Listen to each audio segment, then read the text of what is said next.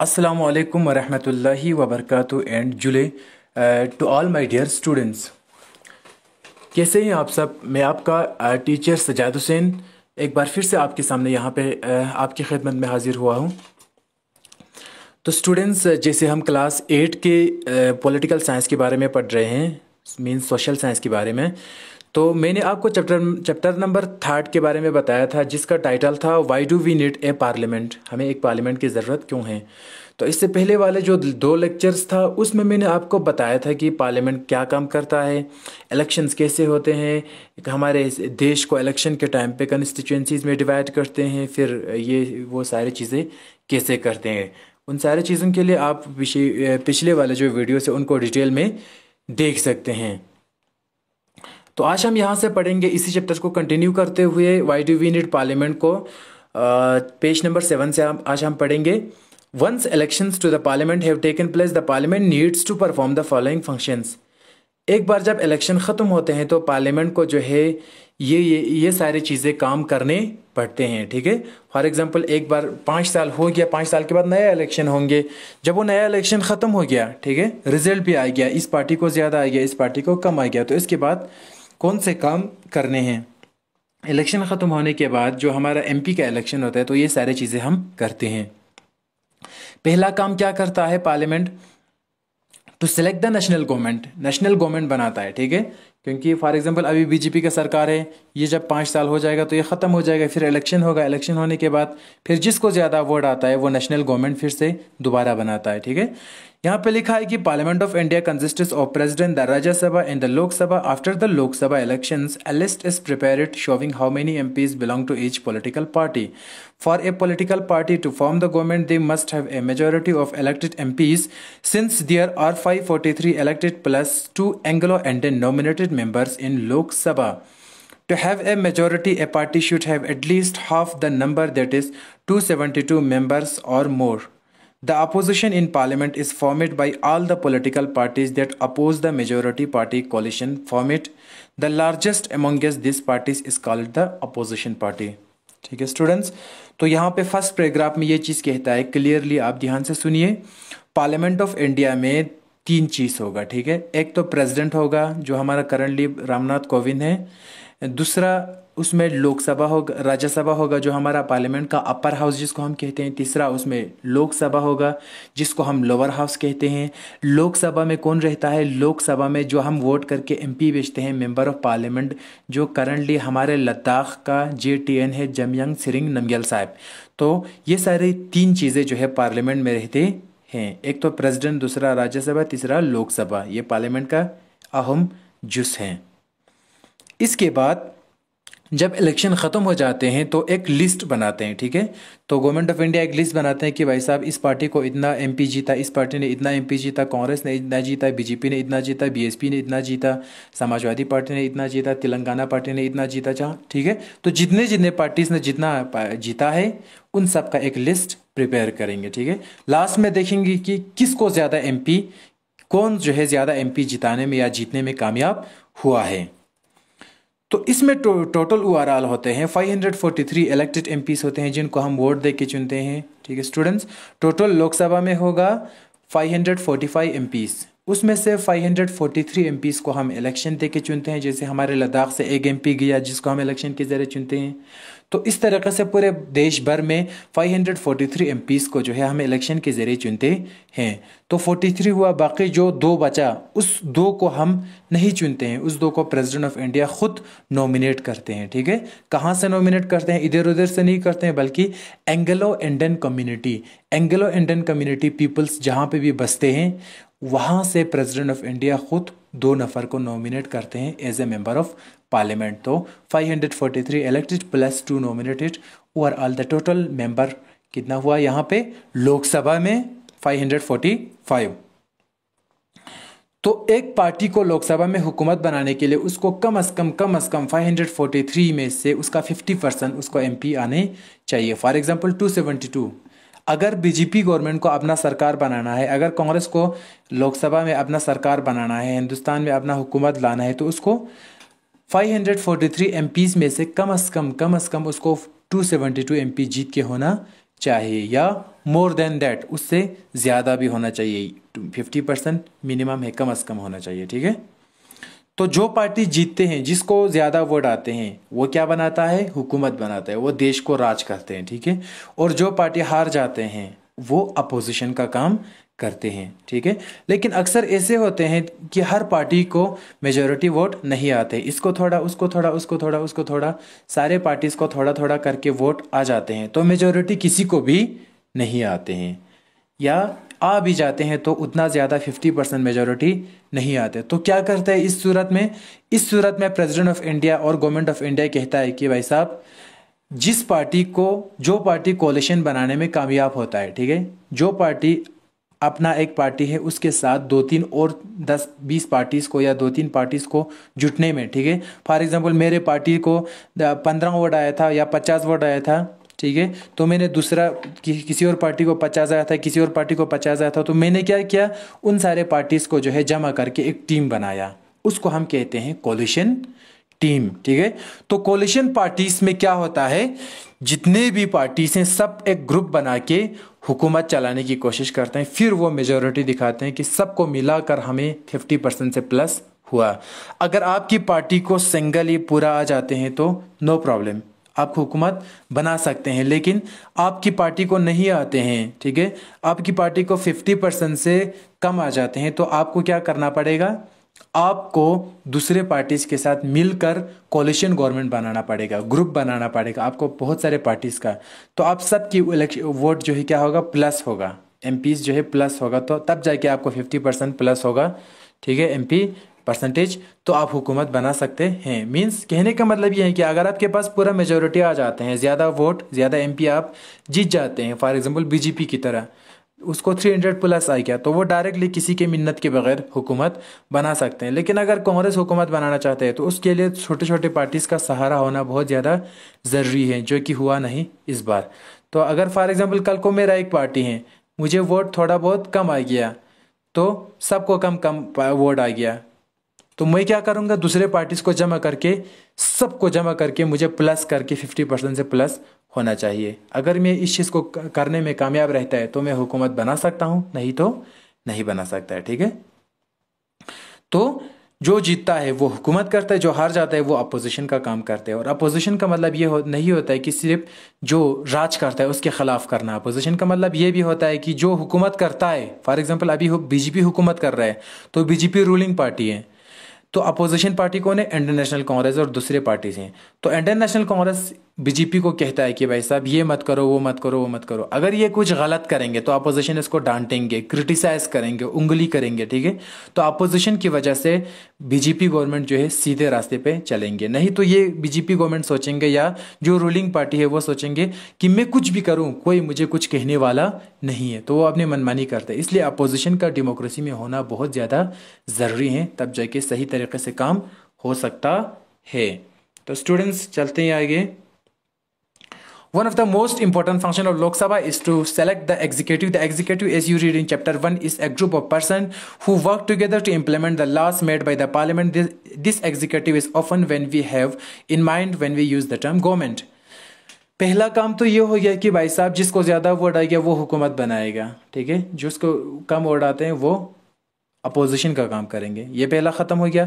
अब इस पैराग्राफ में कहता है कि चलो फॉर एग्जांपल बीजेपी का सरकार आ गया या कांग्रेस का सरकार आ गया, तो अब ये क्या करेंगे, अपने पार्टी में से, इनका जो सरकार आ गया अपने पार्टी में से ये एग्जीक्यूटिव्स को निकालेंगे। एग्जीक्यूटिव्स कौन होता है, सबसे पहले ये सब अपने पार्टीज में से एक इंसान को प्राइम मिनिस्टर बनाएंगे, ठीक है, एग्जीक्यूटिव का ये हेड होता है। और इसके साथ साथ वो ये कौन क्या बनाएंगे, काउंसिल ऑफ मिनिस्टर्स को भी ये चुनेंगे। तो प्राइम मिनिस्टर और काउंसिल ऑफ मिनिस्टर्स सभी को चुनते हैं कौन, लोकसभा, जहां पे किसका हुकूमत चलता है, जिसके पास ज्यादा वोट होता है उसी का हुकूमत चलता है। तो लोकसभा में फॉर एग्जांपल बीजेपी का सरकार आ गया, ये पहला स्टेप हो गया। दूसरे स्टेप में वो क्या करेंगे, अपना एक पीएम निकालेंगे अपने पार्टी में से और काउंसिल ऑफ मिनिस्टर्स निकालेंगे अपने पार्टी में से, ठीक है, ये दूसरा स्टेप हो गया। इसको हम कहते हैं एग्जीक्यूटिव मेकिंग, ठीक है। तो ये काउंसिल ऑफ मिनिस्टर्स और prime minister including council of minister prime minister को मदद करता है, ठीक है। Prime minister, council of ministers 20-30 minister होता है, बीच में काउंसिल ऑफ प्राइम मिनिस्टर होता है, ठीक है। तो ये सब जो है कोऑपरेशन में काम करते हैं।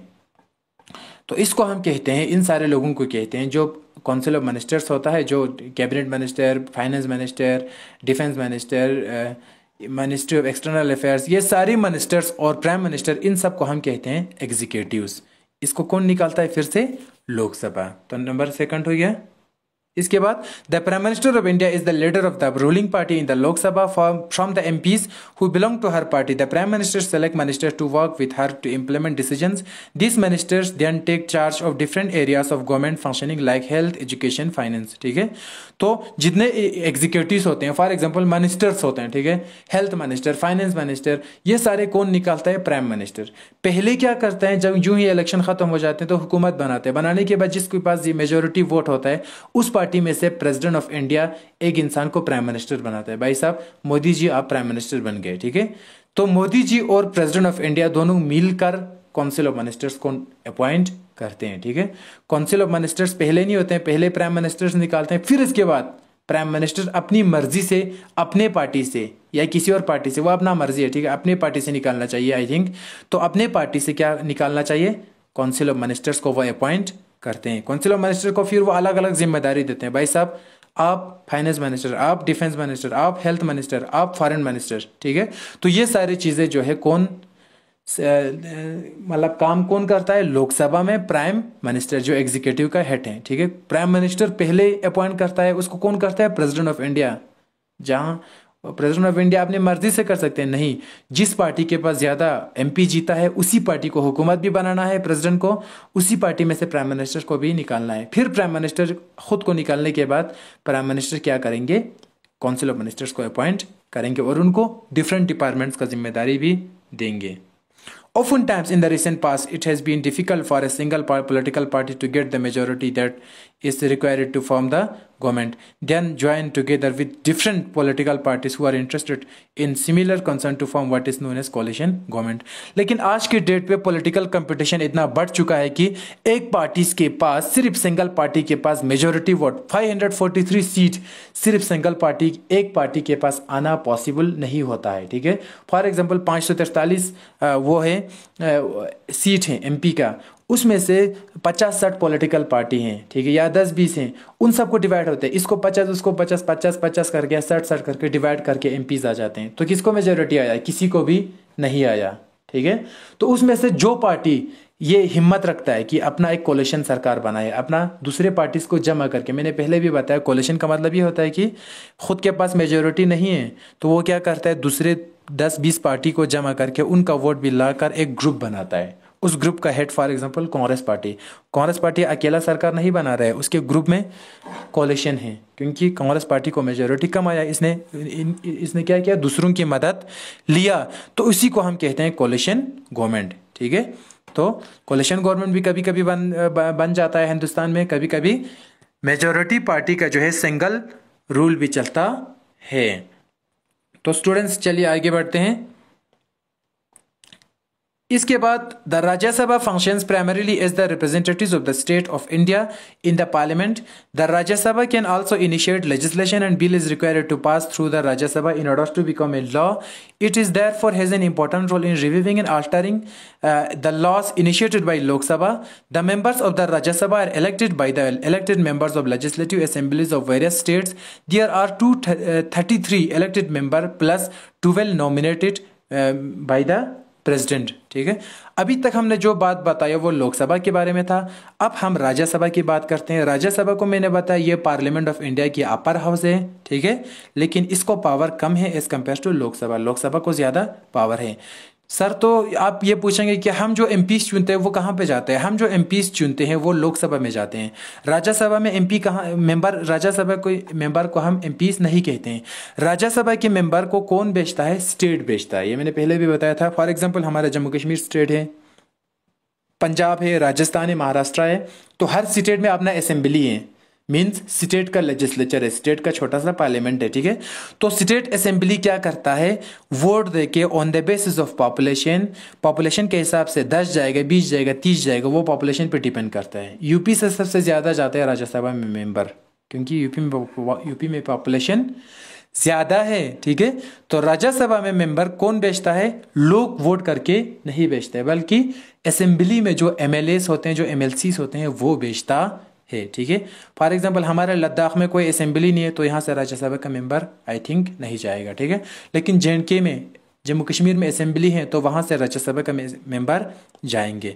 तो राज्यसभा में टोटल 233 इलेक्टेड मेंबर्स होते हैं, जिनको स्टेट लेजिस्लेटिव असेंबली भेजते हैं इलेक्शन करके, ठीक है। फॉर एग्जांपल जम्मू कश्मीर से 6 राज्यसभा में मेंबर जाएगा या 4 जाएगा, ये कौन बेचेगा? हम नहीं बेचेंगे, जम्मू कश्मीर की पीपल्स नहीं बेचेंगे, बल्कि राज्यसभा में मेंबर कौन बेचेंगे? खुद स्टेट के असेंबली मेंबर्स बेचेंगे, ठीक है, जहां पे एमएलए एमएलसी हैं।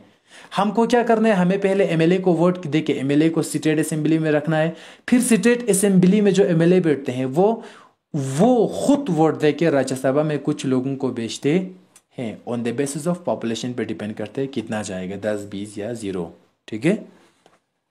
तो 233 इलेक्टेड मेंबर्स जाते हैं राज्यसभा में, वो स्टेट असेंबली से जाते हैं, हर स्टेट से जाते हैं हिंदुस्तान के, ये याद रखना।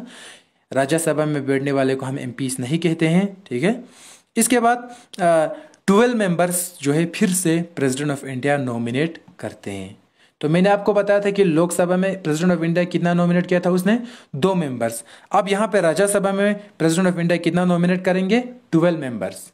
12 मेंबर्स प्रेसिडेंट ऑफ इंडिया अपनी मर्जी से नॉमिनेट करेंगे। किन लोगों को करेंगे? ऐसे अरे गहरे लोगों को नहीं करेंगे।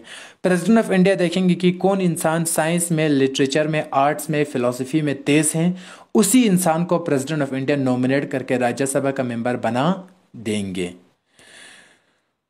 तो स्टूडेंट्स, इसी के साथ हम आगे चलते हैं। ये हमारा ए पार्ट हो गया। बी पार्ट ये है कि to control, guide and inform the government, ठीक है।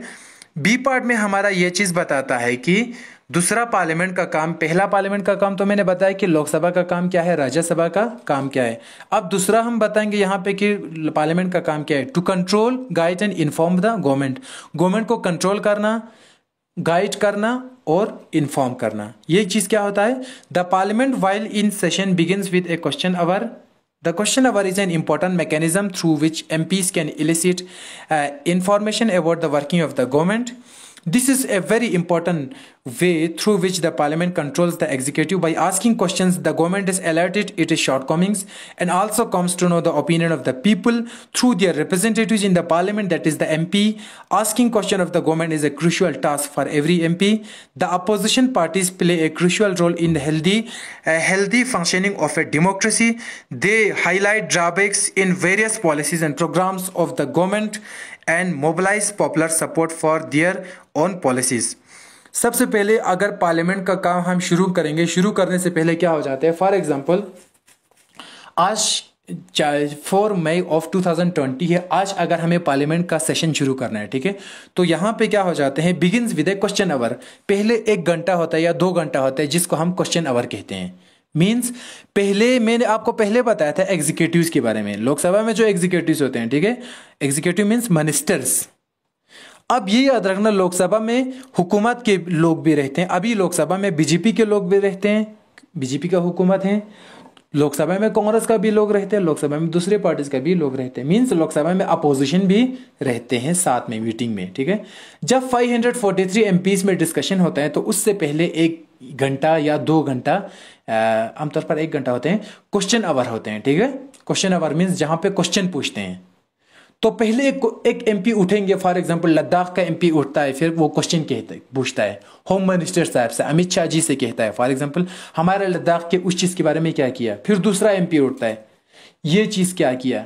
तो स्पीकर साहब इन सारी चीजों को सुनते हैं। तो कहने का मतलब ये है कि पार्लियामेंट में जब शुरू हो जाते हैं दिन का सेशन, इजलास, मीटिंग, तो पार्लियामेंट में सबसे पहले क्वेश्चन पूछता है।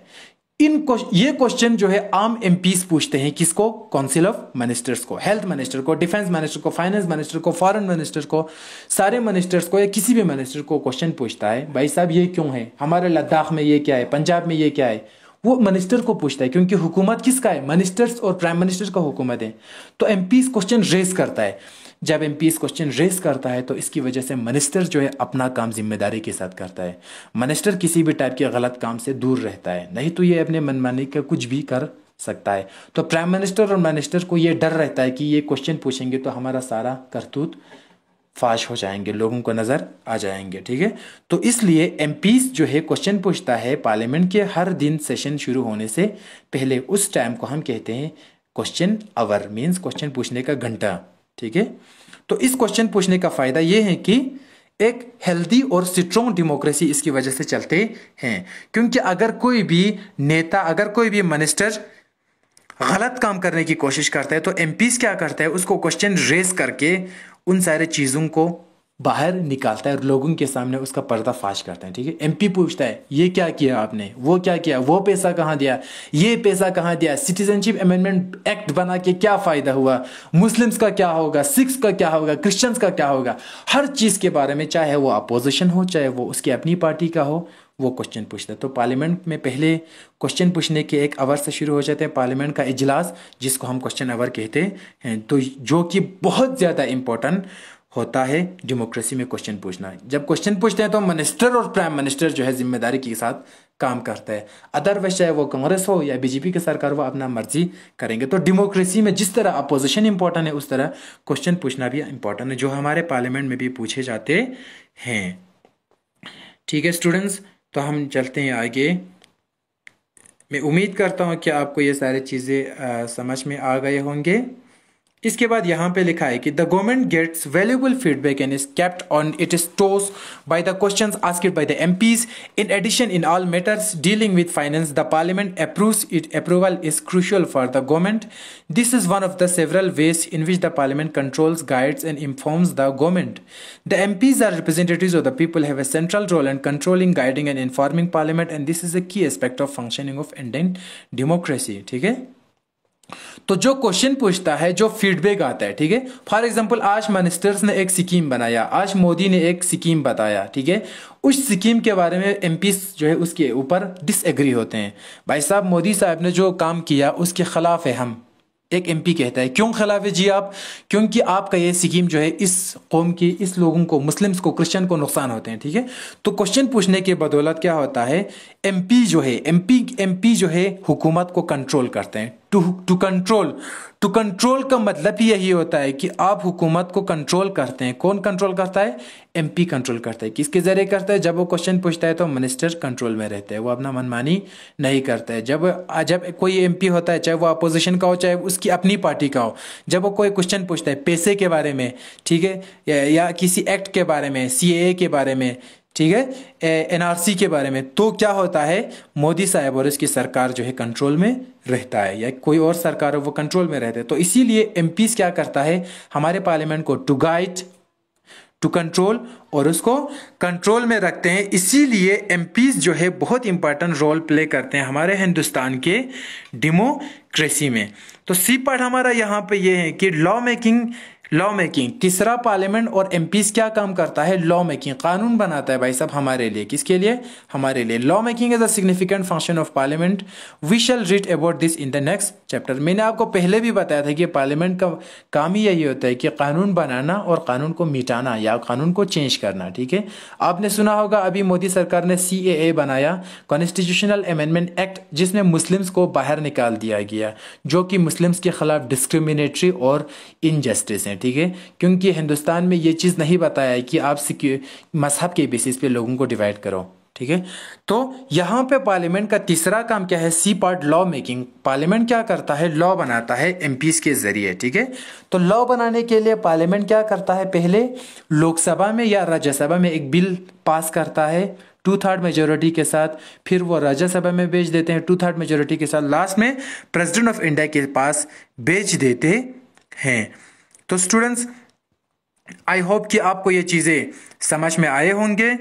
अभी हम इस चीज़ को और कंटिन्यू करेंगे। ओके स्टूडेंट्स, इसके बाद जो हमारा नेक्स्ट यहाँ पे है, who are the people in the parliament, ठीक है। अभी तक हमने पार्लियामेंट के बारे में बताया, अभी हमें बताना है कि पार्लियामेंट में जो लोग रहते हैं वो है कौन। Parliament now has more and more people from different backgrounds. For example, there are more rural members as also members from many regional parties, groups and peoples that were till now unrepresented as beginning to get elected to parliament, ठीक है। Parliament में हर कस्म के लोग होते हैं, ठीक है। सिर्फ शहर के लोग नहीं होते हैं, सिर्फ हिंदूज नहीं होते हैं, सिर्फ मुस्लिम नहीं होते हैं, सिर्फ अपर कास्ट नहीं होते हैं, सिर्फ लोअर कास्ट नहीं होते हैं, बल्कि हर कस्म के लोग, गाँव के, शहर के, हिंदुस्तान के हर स्टेट से, हर रीजन से लोग आते हैं। तो हिंदुस्तान की पार्लियामेंट और हिंदुस्तान के कॉन्स्टिट्यूशन का मकसद भी यही है कि किसी भी लोगों को जो है यहाँ पे छूटना नहीं चाहिए, चाहे वो दलित्स हो, हिंदूस हो, मुस्लिम्स हो, क्रिश्चियंस हो, लोअर कास्ट हो, अपर कास्ट हो, एससी हो, एसटी हो, किसी भी सेक्शन से ताल्लुक़ रखते हो, पार्लियामेंट में सबका हिस्सा होना, सबका पार्टिसिपेशन होना बहुत ज़्यादा ज़रूरी है। इसीलिए there has been an increase in political participation from the Dalits and backward classes. Let us look at the following table that shows the percentage of population who voted in Lok Sabha in different years. इसीलिए parliament में आप याद रखना, जैसे for example हम जो है लोग एसटी हैं, हमारा जो है कैटेगरी क्या है, एसटी, शेड्यूल्ड ट्राइब, क्योंकि हम पहाड़ी इलाकों में बसते हैं, लद्दाख वाले। इसी तरीके से हिंदूस में कुछ लोग ऐसे हैं जो दलित्स हैं, क्योंकि उनको ब्राह्मण से या हिंदूस के दूसरे कम्युनिटी से काफ़ी टॉर्चर का सामना करना पड़ता है, इसीलिए उनको शेड्यूल कास्ट का टाइटल दिया है, सर्टिफिकेट दिया है, ठीक है। तो हमें थोड़ा बहुत रिलैक्सेशन और रिजर्वेशन मिलता है एससी और एसटी दोनों को। तो यहाँ पे लिखा है कि समाज के एससी हो या एसटी हो, दलित हो, मुस्लिम हो, रूरल हो, शहर हो, गाँव हो, लद्दाख हो, कन्याकुमारी से लेकर कश्मीर तक, पंजाब हो, महाराष्ट्र हो, हिमाचल हो, तमिलनाडु हो, जहां कहीं भी हो, हर एक जगह से जो है हिंदुस्तान की पार्लियामेंट में रिप्रेजेंटेशन और लीडर्स आ जाते हैं। It has been observed that representative democracy cannot be produce a perfect reflection of society. There is a realization that when interest and experience separate us in it is important to ensure that communities that have been historically marginalized are given adequate representation. With this in mind, some seats are reserved in parliament for SC and STs. This has been done so that the MP elected from this constituency will be familiar with and can represent Dalit and Adivasis interest in parliament, ठीक है। हमारे हिंदुस्तान की parliament में जो है, हमारे हिंदुस्तान के अगर हम इतिहास को देखेंगे, हिस्ट्री को देखेंगे, तो आज़ादी से पहले हमने बहुत कुछ देखा है, आज़ादी के बाद भी देखा। फॉर एग्जांपल हिंदूस में भी बहुत सारे लोग ऐसे हैं जिनको दलित्स कहते हैं, जिनको जो लोअर कास्ट है, जो बेचारे जिनके पास पैसे कम होते हैं, जो अपने मजहब के हिसाब से जो कहते हैं कि समाज में उनको कम इज्जत दिया जाते हैं, उनको टॉर्चर किया जाते हैं ब्राह्मण हिंदूस, ठीक है। तो उनको नाम दिया जाता है दलित्स। तो इसी तरीके से जैसे हम लद्दाख वाले हैं, हम तो अभी फुल ट्राइबल नहीं हैं, फिर भी हमारे लिए एसटी का सर्टिफिकेट हमें दिया है। पहाड़ी इलाकों में बसने वाले लोग हैं, 6 महीने हम जोजिला की वजह से कट ऑफ रहते हैं दूसरे हिंदुस्तान के दूसरे इलाकों से, तो इसलिए हार्ट एरिया में हम आते हैं, ठीक है, इसलिए हमें एसटी मिल जाते हैं। तो शेड्यूल ट्राइब और शेड्यूल कास्ट के जो लोग होते हैं, इनको क्या होता है, हिंदुस्तान के पार्लियामेंट में अलग सीट होता है। 543 में से आई थिंक 47 एसटी के लिए हैं, 67 एससी के लिए हैं, मतलब बचा हुआ, ठीक है। तो एससी और एसटी के लिए पार्लियामेंट में, लोकसभा में क्या है, अलग सीट रखा है, ताकि इन बेचारे लोगों को, एसटी पीपल्स और एससी पीपल्स के लीडर्स भी आकर हिंदुस्तान के पार्लियामेंट में दूसरे लोगों के साथ काम कर सकते हैं। नहीं तो क्या होगा, जो पार्लियामेंट में दूसरे लोग हैं वो हम एसटी और हमारे एससी की शिकायत कोई सुनने वाला नहीं होगा। इसलिए एससी और एसटी का अलग लीडर जाता है कहाँ पे, पार्लियामेंट ऑफ इंडिया में, क्योंकि इनके लिए रिजर्वेशन ऑफ सीट अलग रखा है, जो कि हमारे डॉक्टर BR अम्बेडकर साहब ने बनाया था कॉन्स्टिट्यूशन को बनाते समय। अब चलते हैं लास्ट पैराग्राफ में। Similarly it has more recently been suggested that there should be reservation of seat for women. This issue is still being debated. 60 years ago only 4% of MPs were women and today it is just about 9%. This is a small share when you consider the fact that half the population are women, ठीक है।